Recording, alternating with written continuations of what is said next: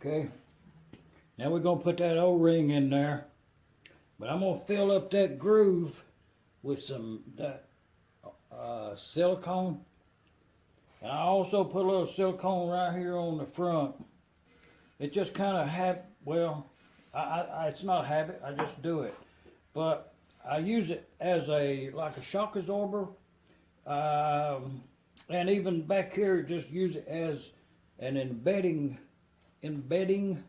medium for the O-ring. The manual says just use some axle grease and slide it on in there, you know. But with the silicone, it's kind of like belt and suspenders, I would think. But the reason for the engine from now is starting at this point, it's one piece. This is the nameplate. It don't have any rivets in it. Don't have any dowel pins. No gas tank, no fuel tank. Nothing. No inserts. Just one piece. And I did note early on that it had, now you have to kind of know this was a 1927. So they didn't have access to anything that you come to mind modern. 1927 backwards. So the castings quite often they had some stuff, we call it stove cement or something back in Kentucky. And you'd put it on your stove if you had a hole in it, but it's some kind of something. It's a filler. So they pretty much put it all over this engine here. And I'm sure when it was new, it was really pretty because the paint was really thick on this one.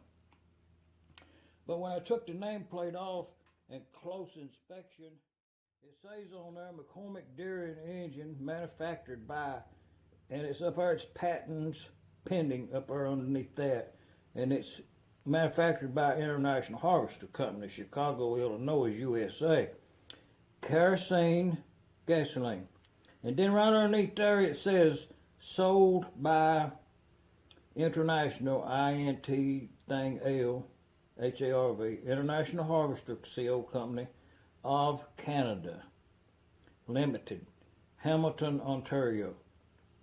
International Harvester Company of Canada Limited, Hamilton, Ontario. I repeat that.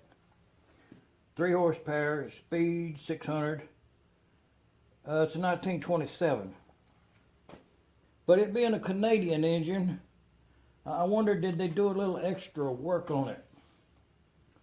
Because most of them, very few of them you will find with that, but I do have maybe 3 or 4 that has this on there. So I do know it was from the factory. But at this point, starting with one piece, we're going to start putting the engine back together, and we'll see how much does it cost to build one of these engines right here. Taking on what we found wrong with this one and how we went about fixing it, and maybe even mention an option. But I'm just going to go ahead and put that sleeve in there. You know, I've done it in 2 or 3 videos there backwards. If you're interested, just look at the playlist. You know, subscribe or something if you want to. But we'll put that sleeve in there now.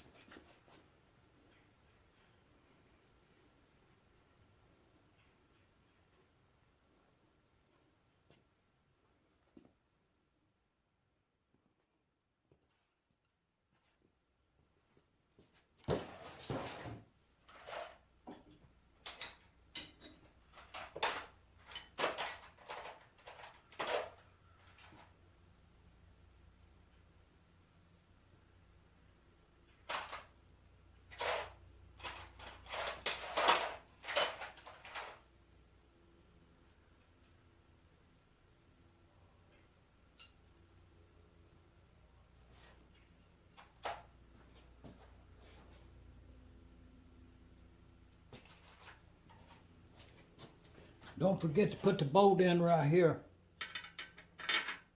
Don't forget that bolt.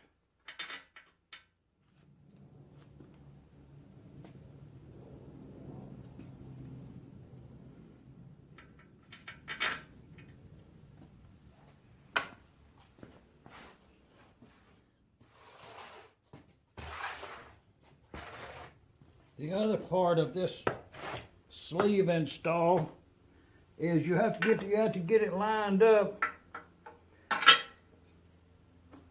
with the hole up here.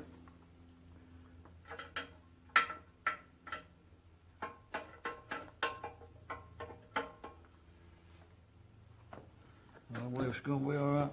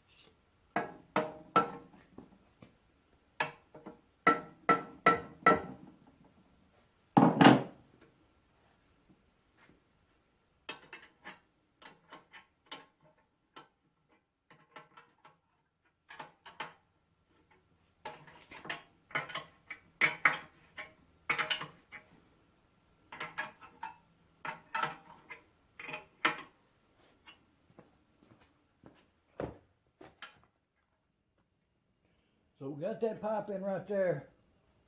It's in the center of that hole. Pretty good.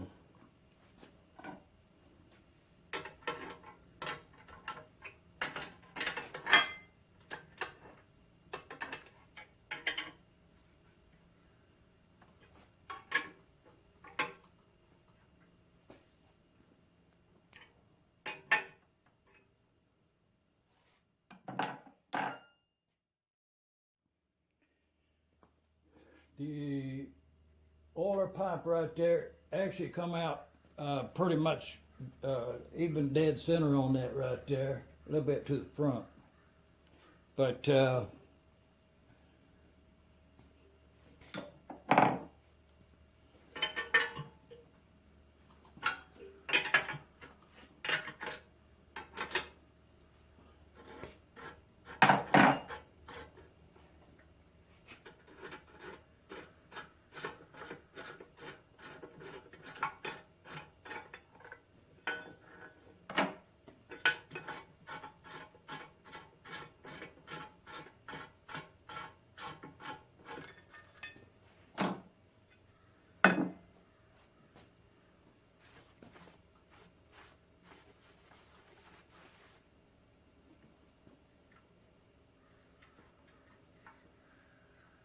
oh yeah, now we have two pieces.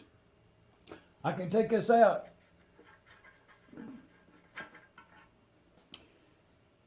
Going along with the build, there's crankcase, cylinder sleeve, and O-ring in the engine, and one side cover bolt.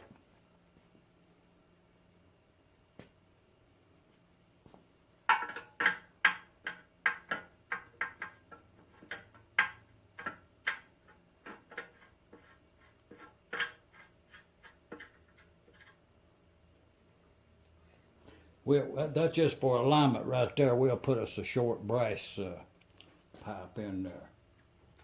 But that's how you do that. Let's and we'll put that crankshaft in there now.